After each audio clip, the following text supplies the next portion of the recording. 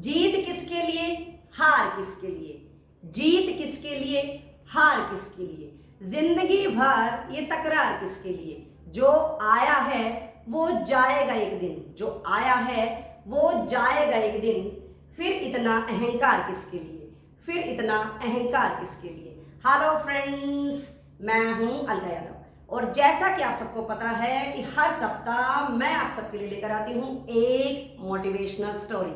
जी हाँ, इस बार भी लाई हूं आप सबके लिए एक और कहानी, और आज की कहानी का नाम है एक अनोखी गुरु दक्षिणा।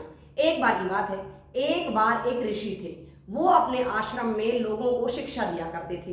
वो बहुत ही ज्यादा शांत स्वभाव के थे, बिल्कुल भी अहंकार नहीं था उनके अंदर, और वो बहुत ही ज्यादा ज्ञानी थे। दूर दूर से लोग उनके पास शिक्षा ग्रहण करने के लिए आया करते थे। एक बार एक राजकुमार भी उनके पास शिक्षा ग्रहण करने के लिए आए हुए थे। कुछ समय के बाद जैसे ही राजकुमार की शिक्षा समाप्त हुई, गुरुदेव ने उसको वहां से जाने के लिए कहा।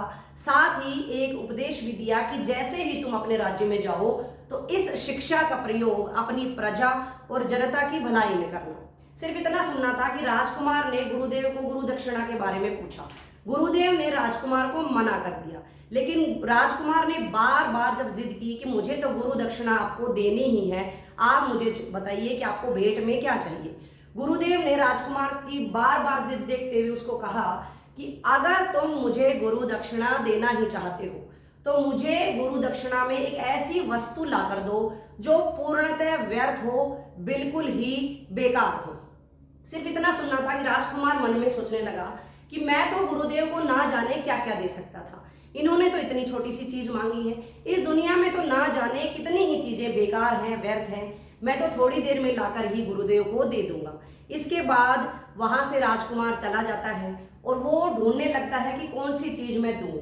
थोड़ी ही देर में वो अपने पास पड़ी हुई मिट्टी को उठाने लगा कि इससे खराब और व्यर्थ चीज तो कोई हो ही नहीं सकती है। जैसे ही वो हाथ में उठाने लगा, मिट्टी में से आवाज आई और उसने कहा, रुको राजकुमार, यह क्या कर रहे हो? तुम मुझे व्यर्थ समझते हो? मैं व्यर्थ बिल्कुल नहीं हूं। तुम जो मुझे बेकार समझ रहे हो बहुत ही बड़ी भूल कर रहे हो। जो तुम्हें पोषण मिलता है, जो तुम खाना खाते हो, वो मुझसे ही तो आता है। मैं ही तुम्हें पोषित करती हूँ। खाने की चीजें हों या बहुमूल्य धातुएं हों या ना जाने अनगिनत कितनी ही चीजें हों, सब मुझसे ही तुम्हें मिलती है। सिर्फ इतना सुनना था कि राजकुमार को लगा, हाँ ये तो व्यर्थ नहीं है। इसके बाद राजकुमार आगे बढ़ने लगा। आगे थोड़ी दूर जाते ही राजकुमार को वहां पर एक गंदगी का ढेर दिखाई दिया। राजकुमार बहुत ही ज्यादा खुश हो गया। उसको लगा इससे बेकार व्यर्थ चीज तो हो ही नहीं सकती है। राजकुमार ने अपना हाथ आगे बढ़ाया उसको उठाने के लिए। वहां से भी आवाज आई और उसने भी बोला, राजकुमार रुको, तुम मुझे व्यर्थ समझ रहे हो, बेकार समझ रहे हो?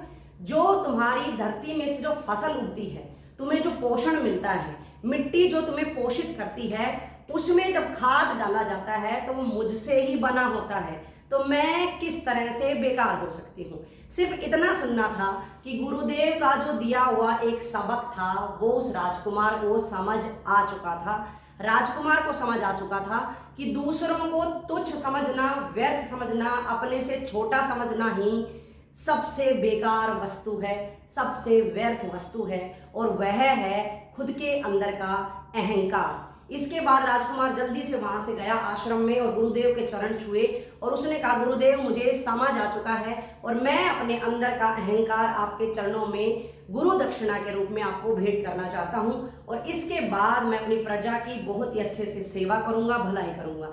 सिर्फ इतना सुनना था कि गुरुदेव बहुत ही ज्यादा खुश हो गए और उनको लगा कि आज उनके द्वारा दी गई राजकुमार की जो शिक्षा है सार्थक हो चुकी थी। इसके बाद गुरुदेव ने उसको आशीर्वाद दिया और राजकुमार वहां से खुशी खुशी अपने राज्य में लौट गया।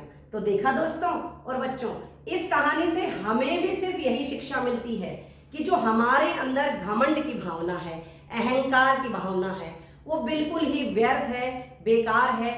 उसका कहीं भी कोई औचित्य नहीं है, उसका कोई प्रयोग नहीं है। जैसे जैसे हम अपने अंदर घमंड, अहंकार को बढ़ाएंगे, वैसे वैसे हमारे अंदर के जो गुण हैं वो समाप्त होते जाएंगे। आप लोग कभी भी घमंड ना करें, अहंकार ना करें, दूसरों को अपने से कम कभी भी ना समझें। सबको अपने बराबर समझें, सब लोग मिलकर रहें। किसी ने क्या खूब कहा है कि अहंकार में तीन गए, अहंकार में तीन गए, धन वैभव और वंश। ना मानो तो देख लो रावण कौरव कंस, रावण कौरव कंस। तो आप सबसे एक ही अपील है, घमंड ना करें, अहंकार ना करें, खुश रहें, सुरक्षित रहें, मेरे साथ यही बने रहें। हर सप्ताह की तरह अगले सप्ताह फिर से मिलूंगी। तब तक के लिए नमस्कार।